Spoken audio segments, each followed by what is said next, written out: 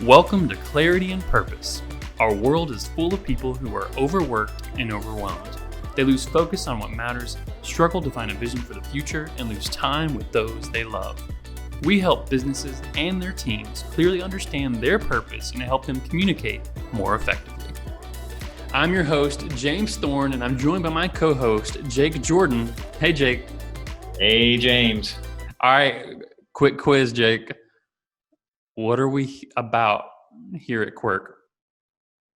Food. Right? Wrong. Okay. Yeah, that's a close second. But okay. what's the? So probably communication. So strong message. That's really what we're about. Absolutely, powerful message. And one of our clients, we'll talk about here, Beloved. Mm-hmm. They had this shift in their communication, right? They're talking about, because they do sponsorships of kids. They have currently today 58, I believe, kids that are in these group homes, and there's sponsorships for these kids. Well, all the communication was about these kids, which is rightfully so. Like, you want to share these kids' stories, you want to get them out there and get people involved so that they will donate. Right. Well, we had to do this big shift in how we communicated to our donors, because we're all selfish people. And regardless that we're in first world, they're in third world, we have to speak to people where they're at in the first world, right? Right. Because you've got these kids in Ethiopia that kind of have this hopelessness about them, and we're really trying to connect these first world people that are pretty comfortable, let's be honest, really comfortable, and help them go, you know what, I'm going to help this person over here that couldn't do it without me, and what I could do to support them. And the tendency is to talk about the subject of your business, right, and not about the person you're trying to influence, because at the heart of influence is really strong, powerful communication, right? That's so true. And that's what I love about the guest that we're bringing on today. He's all about communication and leadership, internal, external, whatever that looks like. He's been a communicator himself. But you know what? Without getting into the intro, let's just go ahead and introduce him like we do every week.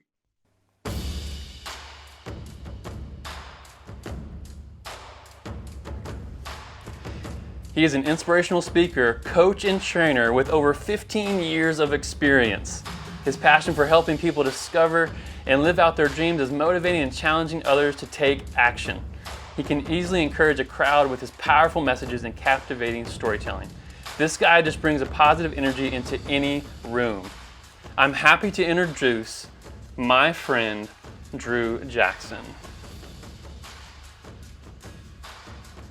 So what's the disconnect that you see on the flip side of like running the business, right? Because you're in a bigger picture, like there's so much more that's going on than just their marketing, or maybe it is their team, or so. What kind of disconnects do you see with that? Curious. If you look at business communication and you asked about disconnects, so the flip side of that would be, how do we have connections or success, right? How do we have success in business or in our business communication? It's all going to start with communication. Yeah. If you're going to cast a vision, you're going to have to first communicate that to yourself, and then effectively communicate that outside of yourself. And remember that, hey, you've had 2 months to think about this. Right. And as a human behavior consultant, I know that there are about 67% of the population struggles with change. Yeah. So you just got to recognize as a leader that about 70% of your team, they need a heads up on change. And you might feel like, man, I introduced a process, I'm sharing the vision with you, and they aren't coming on board with me. What's the problem? Why are they fighting me, right? And you start to get frustrated with them. Hey, they need some time to ask questions, adjust to that change. So when we think about success in business communication, a couple things. You've got to understand why you're communicating first and foremost. Yeah. And really there's a handful of reasons why you're communicating. You want to transfer information. Maybe you're communicating with a client through an email or a social media post because you want to, or a phone call because you want to build rapport, right? You want to build a connection with them. So you're having a conversation. You're trying to find common ground with them. You might be communicating with them to influence them or to persuade them or cause them to take action. Yeah. Or another reason is you might be communicating with them to ask a question and elicit information from them, right? So you're trying to get and pull something out of them, internally, externally. Those are really the 4 reasons why anybody communicates ever. So that's the why. Why am I communicating? And then the second thing is, who am I communicating to? Before you do anything else, before you even talk about what you're communicating, who am I communicating to? Am I communicating upward, right? As a business owner, we're both business owners, and you think, well, I'm in business, I don't have any bosses, right? Absolutely, you do. Your clients are your bosses, okay? And you can fire your clients, okay? We can all say that. But at the end of the day, many times we're either talking to our clients upwardly or laterally. And usually initially it might be more of that upward lateral conversation and as we go apart, but you have to determine who you're talking to, either upward, lateral, a peer, or downward, a direct report, someone that's coming to you for leadership, and you have to modify your approach based on those people. And so I have some videos on my YouTube channel, Influence Trainer, that you can see content on what exactly that looks like if you're talking to someone upward, lateral, or downward. That's awesome. So that, to answer your question on success and the disconnects, it's really not thinking through why I'm communicating and then who I'm communicating to. No, that's good. Yeah, that's good. So how can people grow in their influence of communication? Yeah, so there's some interesting research. I like to, and I talk about this on my channel, how my brain works is I like to take the best research so we can kind of, look backwards at what has happened, investigate it, understand it, pull out principles from it. Yeah. And then the best practices of what's working today. And I think where those two kind of converge and cross over, that's where I can get the best information on how I can move forward with my decisions moving forward. So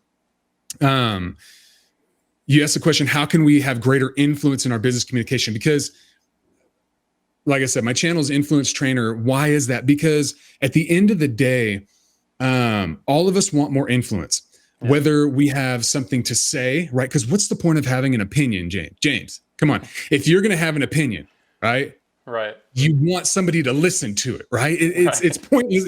You're not like, I'm going to invest the time, energy, and effort in my opinion, and then I'm going to say it out loud for people to be like, oh gosh, James is talking, right? That's no. You want people to go, okay, James is saying, okay, I kind of like what James is saying, but there's some things you have to do before that. So if you have something to say, something to sell, which we're in business, so we have always something to sell, or something significant you want to do. I love what we were talking about before we jumped in the live about your organization, all the big things that are coming ahead, and you're doing something significant at Quirk as an organization. And what does that take? You're doing something significant. It takes more people. James can't handle all that. It's beyond James's ability and skill set to do it by himself. So what does that mean? You have to have influence over a certain amount of people. So that's why we want to have influence in our business communication. There's no point in the communication unless we have influence. So I mentioned research. The University of California, Hayward did a study, and they found out that there are 6 things that you can do to influence folks in an interview. In the interview process, that's a big time. A lot of people out of work right now, they want to influence in an interview. Well, we can take those 6 things and kind of extrapolate or pull out of them the principles, and we can apply those to our business communications, business communications beyond just an interview. So let me give you 2. And once again, I've got all the information on my YouTube channel, Business Communication for Greater Influence. That particular video, I talk about all 6 of them, but I won't go into it now. Let me tell you 2. The first one is you want to take initiative. If you want to have greater influence in your communication, then take the initiative. Don't be sitting back waiting. You've got to take initiative. So James Humes, a speechwriter, he said this. He said, the art of communication is the language of leadership. The art of communication. If you're going to be a leader, if you're going to be an influential person, you cannot neglect this influence piece. And if you don't know who that guy is, let me give you a name you probably do know. Warren Buffett. Okay. Warren Buffett said, you can increase your net worth by 50% if you learn good business communication skills. Hello, Mike. I'm not going to drop this microphone. I like it. Don't do that. Yeah. But you got to take the initiative. That means you're not sitting back. You're not waiting. Yeah. There's an old saying that the failure in communication is when we think it happened and it didn't, right? I'll even go a step beyond that. People know it hasn't happened, but they don't even try nowadays. If you look across the business landscape, there's so many people that aren't even trying to communicate. And if you don't take that initiative, no one's going to follow you. Yeah. No one's going to follow your lead because you're not leading. So initiative is one. Number two, comportment. So what's comportment? It's a fancy word for how you carry yourself, how you present yourself. And we live in this gig economy. There's so many entrepreneurs out there, new entrepreneurs coming on every day. We have people like Gary Vee that wears a t-shirt and jeans everywhere he goes, right? And he's this multi-million-dollar business guy, guru, and he does his thing, right? Well, let me tell you about a guy named Casey Crawford. He's got an organization called Movement Mortgage, and he's a former football player. He's even beyond Gary Vee. He's shorts and a t-shirt. Okay.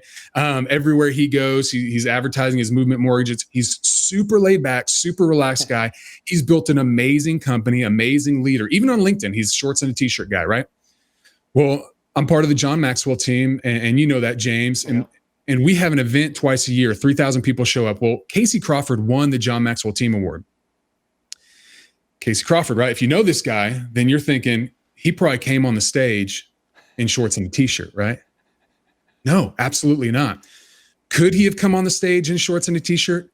Absolutely. He has earned the right. He's built an amazing company. He's winning our award, right? He was asked to come here and be honored for who he is and what he's done. But here's what he realized: comportment. Know your audience, right? Know the people that you're talking to. He knew that he was going into an environment that was full of 3,000 consultants, business consultants. And he knew that he was going to have his best chances of influencing the people in the room if he dressed in a way that they were more accustomed to. So he came out in a suit, in slacks, a jacket, and a collared shirt. Why? So that he could influence the people in the room. So there are things you can do for greater influence in your communication and taking initiative. Don't wait back. And then number two, your comportment. How do you present yourself? And that's not about you as much as it is about your audience. I'm glad you said that, because I was literally going to say the line that makes me think of that the most is, it's never about me. It's about the other person or the people that I'm talking to. The best people that I love hanging out with, the ones that influence me, the ones that I look up to that I don't even know, are that way. They present themselves and they communicate and they know who they're going to be in front of, and they go ahead and adjust because it's not about them. And then the other times they can do whatever they want because it's their lives and their whatever. But yeah, I love that. Hey, let's take a quick break from our interview and talk about something a lot of people are going through right now. There are a lot of people that hit a major slowdown during the COVID crisis. Many of our clients came to us and said sales are down and we're looking to have to lay people off, possibly sell buildings or other assets. Is there anything we can do to get momentum back in the business? The good news is the items are actually helping our clients, and we wanted to help other people with the advice that we gave them. So we built a guide you can download for free called Grow Again: What You Do in Your Business When You Get Hit by the Unexpected. We want you, the audience, to have it too. It contains 7 videos that explain the strategies we shared with our clients. It has 4 screen shares that show you exactly how we apply the techniques to our business, and it has 4 worksheets and scripts that you can literally pick up today and use yourself. So go to quirkgrowth.com/growagain and download your copy today. All right, let's get back to the interview. This is a term that I hadn't heard before. I came up with it as I was thinking through how to describe your response to people during this time. Emails, phone calls, right? I don't know about you, James, but for me with training, the goalposts have been moved 20 times, right? Hey, let's get together. Hey, we can't get together now. We're trying to put out a fire internally. We have to meet with our staff. We have to do an all staff. Someone got sick on the team. They have to, or we've lost. I had one client, they lost 65% of their business overnight, right? Wow. And so you think that the team is like, hey, let's come in and talk about greater communication. Their mind's not there, right? So many times things have changed. So I can get all ticked off about it. I can get angry. I can get mad. I can be like, hey, you said, or, I have rules. If you cancel late that, you have to pay me this, that, and the other. Or I can think about long-term business success, which is what we all should be thinking about. And we should have what I call a positive adaptive tone. I know that's a mouthful, right? A positive adaptive tone. So let's break that down. So positive, we want to be upbeat. We want to be positive. People like to be around positive people. James, you and I recently, just in the last few weeks, had someone, hugely influential person in a social sphere that we know, passed away. Randy Stogstall, amazing person. I mean, he volunteered with us years ago in the same organization. Wonderful, wonderful person. The number one characteristic that this guy embodied, that Randy embodied, was that positive attitude. And because of that, people love to be around him. People love to be around positive people. So that being positive, so that positive, upbeat, optimistic, adaptive tone. Darwin said that it's not the strongest that will survive. It's not the most intelligent that will survive. Hey, I'm so grateful right now. Just that part of the quote, right? But he said it's those that are most willing or able to adapt to change. You got to ask yourself that question. Am I going to be the person that creates a new horsewhip when the car comes out? Or am I going to get on the bandwagon and say, hey, it's time to move over to combustible engines and make cars instead of horse and buggy whips, right? We got to adapt to those changes in business and let our business change. So positive, adaptive. Now the last word, tone. We're talking about communication. So I talked about a lot of mindset stuff there, but that tone piece. What is your tone in those interactions? When your client comes back to you and they say, we're canceling the meeting, are you trying to prove a point in that response? Are you going to be, I don't know how else to say, James. I this is probably PG, but I'm just, are you pissed off, right? I can say that, right? Can I say that? I already said it. You can cut it out, right? But are you coming back just pissed off at them, and you're irritated and you're angry and you want to give them a piece of your mind and let them know that you're right and they did you wrong, right? Yeah. You can do that, and they will probably pay you. They'll probably say, you know what? Forget it. We'll pay James. We'll do it, and then they won't do another contract with you, right? Yeah. You've got to have that positive, adaptive tone in your interactions externally, but also internally with your team. You want to bring them along and always be thinking about your team. What's in it for them? It's the radio station that all of us are always tuned into, WIIFM. What's in it for me? Yeah. So there you go. That's two ways that we can kind of business communication success for the new normal. Cool. So with that, you do have a lot of resources and things that you're giving people. I mean, guys, Drew's really good at what he does. Like he's not just, man, he didn't just, prepare this today. This is on his heart. Like this is what he's doing. It's easy for him to jump on and talk about these things because it's who he is. It's what yes, it's been created, and over time he's learning and growing himself. He's always growing his communication as well. But I would consider someone that, I trust him. And I think him as a person, but also in his business and what he's seen, it's cool seeing these other businesses that are coming in, and like you're with teams of people, and you're that's a different level of communication, and I think it's really neat. So you have a resource, right, that we want to be able to offer up. Explain this resource so that I can promote it better. Yeah. I honestly forgot what I put on there. Did I put my YouTube channel? Oh, well, you have the YouTube, and then the influence quotient.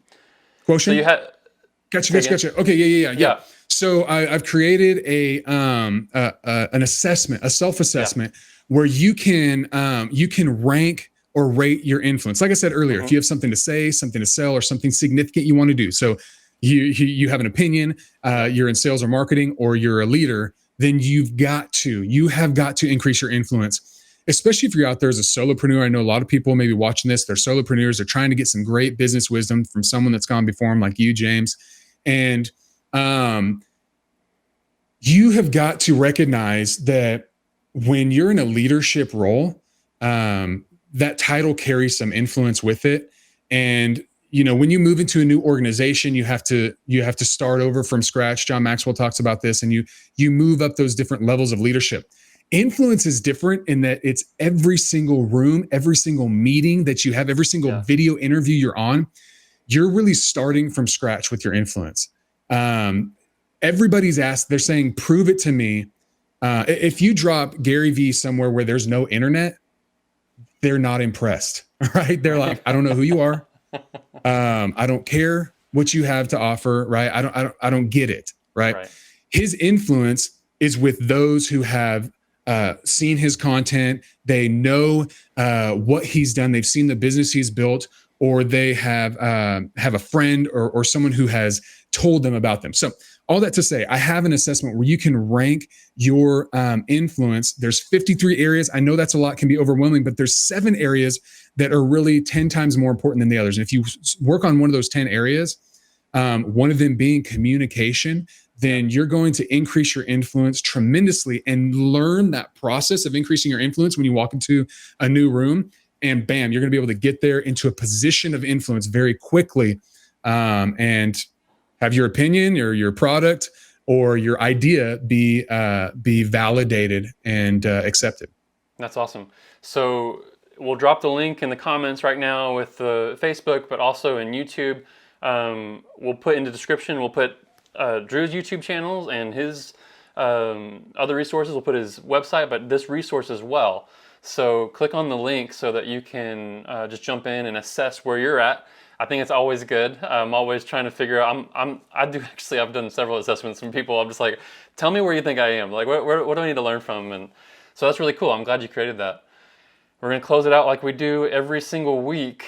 Drew, I'm gonna try to do something that I don't think has been done before. So we'll find out. Oh boy! All right, I'm excited. I'm excited to see it. Here we go. Oh, the spin! Yeah. All right, Jake. So what I loved, and I couldn't get out of my head, even though there's a lot of good information, was that we've had emojis since the beginning of time, right? What's your favorite emoji? Oh, dude, I'm the facepalm emoji. I feel like I'm always using that in some way. Yeah. What about yours?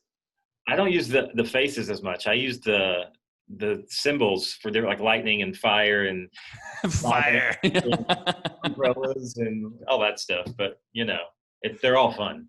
Dude, it's so true. But the reason being, right? Those drawings on the wall, it's telling stories, and it's been around since the beginning of time. Stories never going away because it's what draws people in. Yeah. So stories super important, right? It's what books, movies, it's what everything, that keeps our attention is in this story form. And the great news is there are frameworks to help you tell your story around your business so that the people that you really want to influence, right, get this business communication that you're trying to do. We've got frameworks that work for this.